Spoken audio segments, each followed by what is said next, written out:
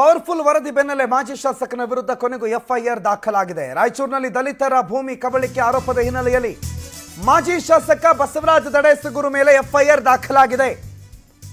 Power TV ಬಗ್ಗೆ powerful ಆಗಿ ಸುದ್ದಿ ಮಾಡಿತ್ತು. ಪವರ್ಫುಲ್ ಸುದ್ದಿ ಪ್ರಸಾರದ ಬಳಿಕ ಫೈನಲಿ ಎಫ್ಐಆರ್ ದಾಖಲಾಗಿದೆ. ಬಸವರಾಜ ದಡೇಸೂಗೂರು ಮಾಜಿ ಶಾಸಕರು ಅವರ ವಿರುದ್ಧ ಬಸವರಾಜ ದಡೇಸೂಗೂರು ಮತ್ತು 3 ಪುತ್ರರು ಸೇರಿ ಒಟ್ಟು 8 ಜನರ ಮೇಲೆ ಎಫ್ಐಆರ್ ದಾಖಲಾಗಿದೆ. ಏವನಾಗಿದ್ದಾರೆ ಮಾಜಿ ಶಾಸಕ ಬಸವರಾಜ ದಡೇಸೂಗೂರು. A2 ಪುತ್ರ ಸೂರ್ಯ, A3 ಚಂದ್ರ, A4 ಮೌನೇಶ್, ಕಾರು ಚಾಲಕ ಶಮೀದ್, ಚಂದ್ರಶೇಖರ್, ರಂಗಪ್ಪ, ಅಲಮಮ್ಮ ಕೊಟ್ಟಿರುವ ದೂರಿನ ಆಧಾರದ ಹಿನ್ನೆಲೆಯಲ್ಲಿ ಸಿಂಧನೂರು ಗ್ರಾಮೀಣ ಠಾಣೆಯಲ್ಲಿ ಈ ಬಗ್ಗೆ ಪ್ರಕರಣ ದಾಖಲಾಗಿದೆ. ಬಸವರಾಜ ದಡೇಸೂಗೂರು ಅವರ ದರ್ಪದ ಮಾತುಗಳು, ವಿಡಿಯೋಗಳು ಕೂಡ ವೈರಲ್ ಆಗಿದ್ದು ಈಗ ಫೈನಲಿ ಎಫ್ಐಆರ್ ದಾಖಲಾಗಿದೆ.